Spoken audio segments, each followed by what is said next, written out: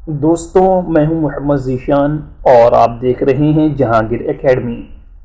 दोस्तों, आज के इस लेसन में हम टेंस की डेफिनेशन बयान करेंगे और टेंस की ऑल टाइप्स को बयान करेंगे। फिर उसके बाद प्रेजेंट सिंपल टेंस की डेफिनेशन बयान करेंगे कि प्रेजेंट सिंपल टेंस को कब कब हम इस्तेमाल करते हैं। फिर उसके बाद देखेंगे कि प्रेजेंट सिंपल टेंस की फॉर्मेशन क्या है, इसकी जुमले बनाने का कायदा क्या है, सेंटेंस हम किस तरीके से प्रेजेंट सिंपल टेंस में बनाएंगे। फिर उसके बाद सेंटेंस को, जो प्रेजेंट सिंपल टेंस के सेंटेंसेस हैं, इन्हें हम पॉजिटिव बनाना सीखेंगे, निगेटिव बनाना सीखेंगे और फिर इंटेरोगेटिव बनाना सीखेंगे। और फिर आखिर में ये भी जानेंगे कि कौन कौन से एडवर्ब्स हैं जो प्रेजेंट सिंपल टेंस में इस्तेमाल होते हैं। तो आइए लेक्चर को शुरू करते हैं। टेंस यानी ज़माना। वक्त को टेंस कहते हैं, टाइम को टेंस कहते हैं। जिस लम्हे अभी हम बात कर रहे हैं, मैं बात कर रहा हूँ आपसे, मैं लेक्चर ले रहा हूँ, आप मुझे सुन रहे हैं, तो ये लम्हा भी टेंस कहलाएगा। तो जो लम्हा अभी जारी है, जो अभी गुज़र रहा है, जो वक्त अभी गुज़र रहा है, इस वक्त को टेंस कहेंगे। और जो वक्त पीछे गुजर चुका उसे भी टेंस कहेंगे, और जो वक्त अभी आगे आएगा उसे भी टेंस ही कहेंगे। तो इस तरीके से टेंस की 3 टाइप्स बनती हैं। टोटल 3 किस्में बन जाती हैं टेंस की। पहली पास्ट टेंस यानी ऐसा ज़माना, ऐसा वक्त जो गुजर चुका। फिर उसके बाद दूसरी टाइप है प्रेजेंट टेंस, यानी वो ज़माना, वो वक्त जो अभी जारी है। फिर तीसरी टाइप है फ्यूचर टेंस, ऐसा ज़माना या ऐसा वक्त जो अभी आगे आएगा, जो आगे आएगा, जो टाइम, जो वक्त आगे आएगा, उसे हम फ्यूचर टेंस कहेंगे। इन तीनों टेंसेस को 4 किस्मों में तकसीम किया गया है। 4 टाइप्स के अंदर इन्हें बांटा गया है। पहली है सिंपल, दूसरा है कंटिन्यूअस, तीसरी है परफेक्ट और चौथी है परफेक्ट कंटिन्यूअस। तो ये टोटल 4 किस्में हैं जिसके अंदर इन तीनों टेंसेस को बांटा गया है। Present simple tense, present continuous tense, present perfect tense और प्रेजेंट परफेक्ट कंटिन्यूअस टेंस। ये प्रेजेंट की हुई। आगे है past, past simple tense, past continuous tense, past perfect tense और पास्ट परफेक्ट कंटिन्यूअस टेंस।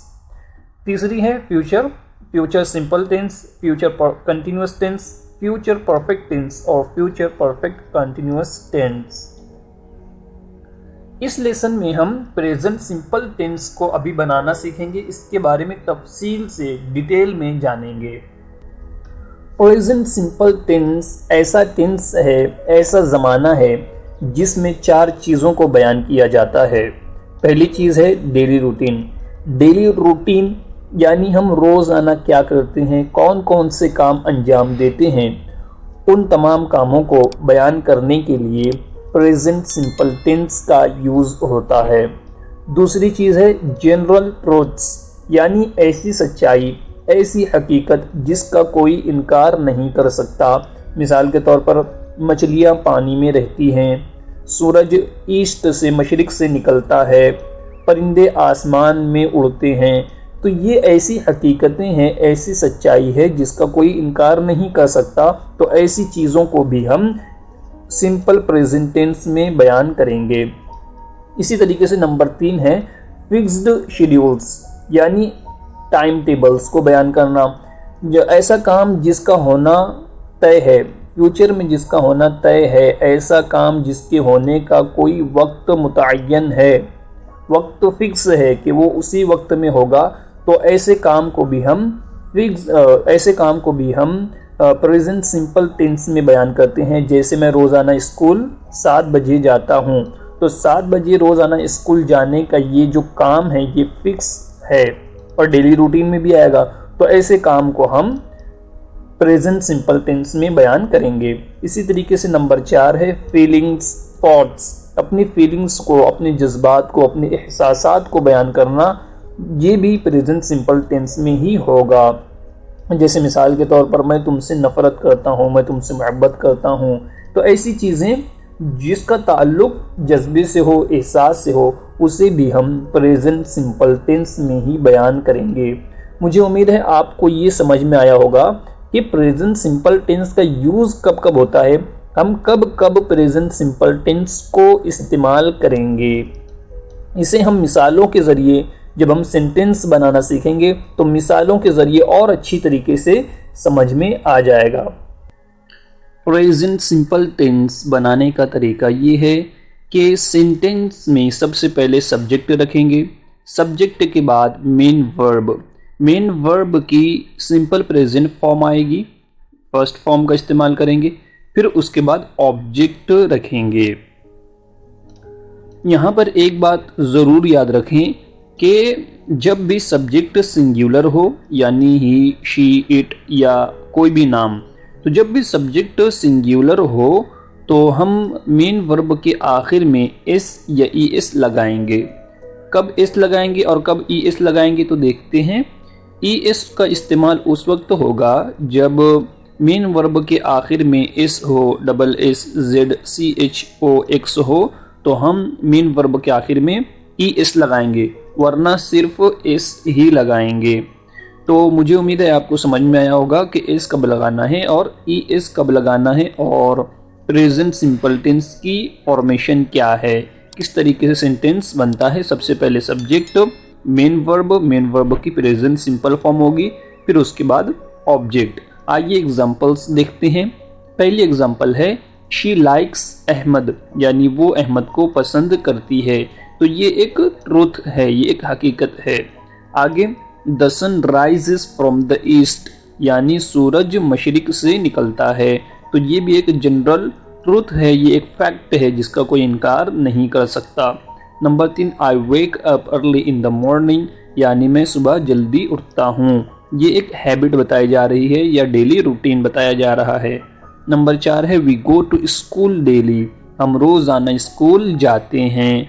इसके अंदर भी क्या हो रहा है, वही डेली रूटीन बयान की जा रही है। तो जैसा कि मैंने आपको प्रेजेंट सिंपल टेंस की डेफिनेशन में बताया कि सिंपल प्रेजेंट टेंस का इस्तेमाल होता है हैबिट्स को बताने के लिए, डेली रूटीन को बताने के लिए, और ऐसी हकीकत जिसका कोई इनकार नहीं कर सकता, ऐसी सच्चाई जिसका कोई इनकार नहीं कर सकता, उसे बताने के लिए हम प्रेजेंट सिंपल टेंस का इस्तेमाल करते हैं। तो मुझे उम्मीद है आपको ये समझ में आया होगा। अब आइए हम इसी को निगेटिव बनाना सीखते हैं कि किस तरीके से प्रेजेंट सिंपल टेंस को हम निगेटिव बनाएंगे। प्रेजेंट सिंपल टेंस को निगेटिव बनाने के लिए हम हेल्पिंग वर्ब का इस्तेमाल करेंगे। हेल्पिंग वर्ब कौन सी होगी? डू। कौन सी हेल्पिंग वर्ब होगी? डू। निगेटिव की फॉर्मेशन देखते हैं। निगेटिव की फॉर्मेशन है सेंटेंस में सबसे पहले हम सब्जेक्ट रखेंगे, सब्जेक्ट के बाद helping verb do. Helping verb कौन सी होगी? डू। डू के आगे अगर सब्जेक्ट सिंगुलर हो तो ई एस लगा देंगे या एस लगा देंगे, नहीं ई एस लगाएंगे क्योंकि इसके अंदर डू के आखिर में ओ है, तो ओ के बाद हम ई एस लगाते हैं। तो सब्जेक्ट के बाद डू, अगर सब्जेक्ट सिंगुलर हो तो डज, उसके बाद मेन वर्ब की फर्स्ट फॉर्म, फिर ऑब्जेक्ट। तो ये हो गई निगेटिव की फॉर्मेशन। अब आइए इसकी भी एग्जांपल देखते हैं। फर्स्ट एग्जांपल है the sun does not rise from the west, यानी सूरज मगरिब से नहीं निकलता।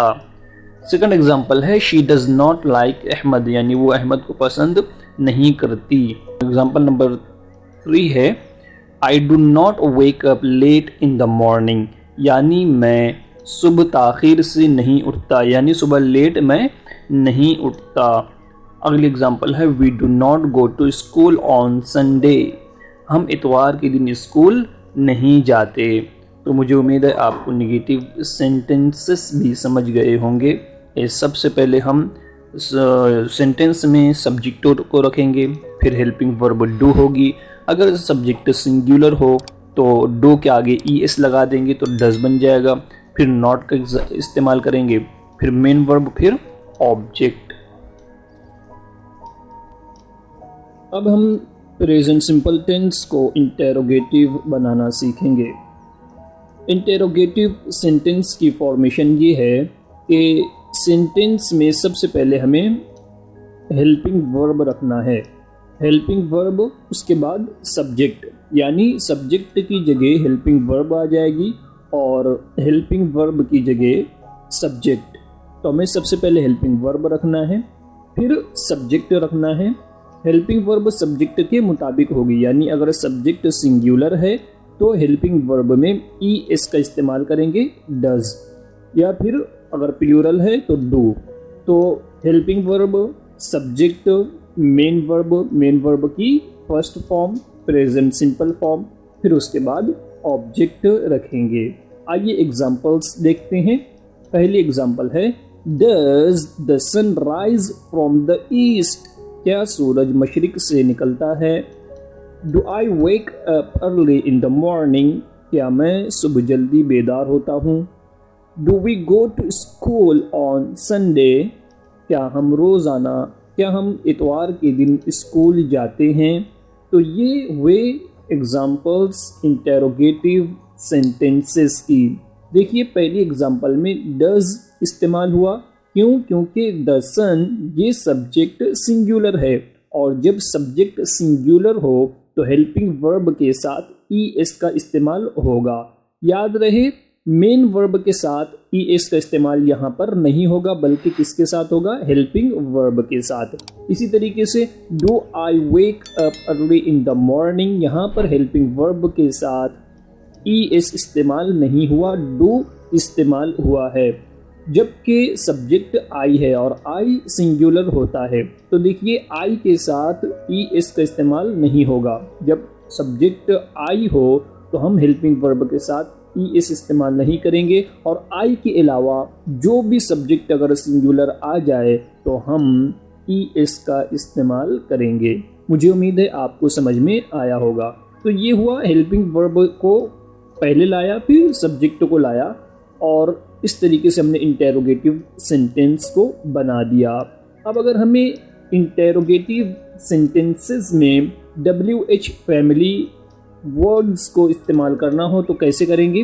तो फॉर्मेशन बिल्कुल ऐसे ही रहेगी, सेम रहेगी, बस हमें डू के शुरू में, डू से पहले WH फैमिली के कोई भी वर्ड इस्तेमाल करना है। जैसे मिसाल के तौर पर What does he do? What does he do? यानी वो क्या करता है। यहाँ पर हमने क्या किया कि डज के पहले हमने एक WH फैमिली का वर्ड इस्तेमाल कर लिया। अगर हम सिर्फ ये कहें डज ही डू, क्या वो करता है, इसका मतलब होगा क्या वो करता है। लेकिन जब हम इस तरीके से कहेंगे व्हाट डज ही डू, इसका मतलब होगा कि वो क्या करता है। तो देखिए दोनों के अंदर फर्क है, क्या करता है और क्या वो करता है, इसमें फर्क है। डज ही डू यानी क्या वो करता है, क्या वो करता है, और व्हाट डज ही डू यानी वो क्या करता है। इन दोनों एग्जांपल्स में डिफरेंस है। आगे एग्जांपल है व्हेन डज शी स्लीप, यानी वो कब सोती है। तो डज के पहले हमने व्हेन का इस्तेमाल किया और ये इस तरीके से इंटेरोगेटिव सेंटेंस बन गया। व्हेन डज शी स्लीप यानी वो कब सोती है। Since when do you live here, तुम कब से यहाँ रह रहे हो, कब से। सिंस व्हेन का मतलब होता है कब से, और until when का मतलब होता है कब तक। इसकी भी एग्जांपल देखते हैं। until when do they play together, वो लोग कब तक एक साथ खेलते हैं। तो मुझे उम्मीद है आपको ये एग्जांपल्स समझ में आ रही होंगी, मुझे उम्मीद है आपको ये समझ में आया होगा। इसी तरीके से हम इंटेरोगेटिव को निगेटिव कैसे बनाएंगे। अभी जो इंटेरोगेटिव बनाया गया वो पॉजिटिव था, अब हमें इसे निगेटिव बनाना है, यानी नॉट का यूज करना है। तो नॉट का यूज कब करेंगे? नॉट का यूज सब्जेक्ट के बाद करेंगे। इंटेरोगेटिव की जो फॉर्मेशन बयान की गई, जो बताई गई, उसी फॉर्मेशन को एज इट इज रखेंगे, सिर्फ सब्जेक्ट के बाद नॉट का इस्तेमाल करेंगे, या फिर नॉट को हेल्पिंग वर्ब के साथ मिलाकर लिख देंगे या बोलेंगे। जैसे मिसाल के जरिए हम समझने की कोशिश करते हैं। मिसाल है, पहली मिसाल है does the sun not rise from the east, क्या सूरज मशरिक से नहीं निकलता है। तो यहाँ पर देखिए does the sun rise from the east, ये बिल्कुल फॉर्मेशन वही है जो हमने इंटेरोगेटिव के लिए बयान की। सिर्फ क्या किया कि सन के बाद, सन सब्जेक्ट है तो सब्जेक्ट के बाद हमने नॉट का यूज कर दिया, तो क्या हो जाएगा does the sun not rise from the east, क्या सूरज मशरिक से नहीं निकलता है। तो हमें क्या करना है, सिर्फ सब्जेक्ट के बाद नॉट रख देना है तो इंटेरोगेटिव निगेटिव बन जाएगा, या फिर नॉट को डज के साथ मिलाकर बोलेंगे, जैसे doesn't doesn't doesn't the sun rise from the east, क्या सूरज मशरिक से नहीं निकलता है। अगली एग्जाम्पल है, do I not wake up early in the morning, क्या मैं सुबह जल्दी बेदार नहीं होता। तो यहाँ पर भी देखिए हम सब्जेक्ट के बाद नॉट का यूज कर रहे हैं, या फिर हम नॉट को हेल्पिंग वर्ब के साथ भी कह सकते हैं, don't I wake up early in the morning, इस तरीके से। और फिर इसी तरीके से हम इन इंटेरोगेटिव सेंटेंसेस को WH फैमिली के किसी भी वर्ड के साथ बना सकते हैं, जैसे what does he not do, यानी वो क्या नहीं करता है। इसी तरीके से हम ये कह सकते हैं, what doesn't he do, not को डज के साथ यूज कर लेंगे, व्हाट डजंट ही डू। अगली एग्जांपल है, when does she not sleep, वो कब नहीं सोती है। तो यहाँ पर भी देखिए हमने सब्जेक्ट के बाद नॉट का यूज किया। अगर हमें इसे और शॉर्ट करना हो तो नॉट को डज हेल्पिंग वर्ब के साथ यूज कर सकते हैं, व्हेन डजंट शी स्लीप, यानी वो कब नहीं सोती है। मुझे उम्मीद है आपको ये समझ में आया होगा। अब हम यहाँ पर सिंपल प्रेजेंट टेंस के साथ इस्तेमाल होने वाले एडवर्ब्स को भी देख लेते हैं। सबसे पहले तो आप ये जान लीजिए कि एडवर्ब्स किसे कहते हैं। एडवर्ब्स ऐसे अल्फाज होते हैं, ऐसे वर्ड्स होते हैं जो वर्ब के मीनिंग को ज़्यादा कर देते हैं, यानी वर्ब जो फेल है, जो काम है, वो किस तरीके से वाक़ई हो रहा है, वो कब कब हो रहा है, किस जगह हो रहा है, किस अंदाज से हो रहा है, इस चीज़ को बयान करने के लिए हम एडवर्ब्स का यूज़ करते हैं। सबसे पहला एडवर्ब है ऑलवेज, ऑलवेज यानी हमेशा। दूसरा एडवर्ब है usually, usually and normally. Usually और नॉर्मली दोनों का एक ही मतलब है, यानी आम तौर पर। ऑफन यानी ज़्यादातर, ऑफन और मोस्टली इन दोनों का एक ही मतलब है, ज़्यादातर या अक्सर। ओकेजनली यानी ख़ास मौके पर। समटाइम्स यानी कभी कभी। नेवर यानी कभी नहीं। इनका इस्तेमाल सेंटेंस में कहाँ होगा, तो पॉजिटिव सेंटेंसेस में सब्जेक्ट के बाद और मेन वर्ब से पहले इनका इस्तेमाल होगा, और निगेटिव सेंटेंसेस में हेल्पिंग वर्ब के बाद इनका इस्तेमाल किया जाता है। पहला सेंटेंस है, मिसाल देखते हैं, I usually wake up at 9 AM, यानी मैं आम तौर पर सुबह 9 बजे उठता हूँ। दूसरी एग्जाम्पल है, I often sleep late at night, I often sleep late at night, मैं अक्सर रात में देर से सोता हूँ। तीसरी एग्जाम्पल है, Ahmed doesn't even occasionally meet me, Ahmed मुझसे ख़ास मौके पर भी मुलाकात नहीं करता। अगली एग्जाम्पल है, आई समटाइम्स रीड नॉवेल्स, मैं कभी कभी नावल पढ़ता हूँ। यू नेवर कॉल मी, तुम मुझे कभी फ़ोन नहीं करते। तो ये एग्जाम्पल्स हुई प्रेजेंट सिंपल टेंस की, कि हम किस तरीके से एडवर्ब्स का इस्तेमाल कर सकते हैं अपनी डे टू डे कन्वर्सेशन में, अपना डेली रूटीन बयान करने में, अपनी हैबिट्स को बयान करने में किस तरीके से हम एडवर्ब्स का इस्तेमाल करेंगे, आपने देखा। अब स्क्रीन पर आने वाले तमाम वर्ब्स से आप अपना डेली रूटीन लिखिए, राइट कीजिए। डेली रूटीन को और हैबिट्स को, जनरल ट्रूथ को हम प्रेजेंट सिंपल टेंस में ही बनाते हैं। तो जितने भी वर्ब्स स्क्रीन पर आ रहे हैं, इनकी मदद से आप अपने खुद के जुमले बनाइए और कमेंट ज़रूर कीजिए। हमारे चैनल जहांगीर एकेडमी को लाजमी सब्सक्राइब कीजिए। फिर मिलते हैं अगले लेसन में।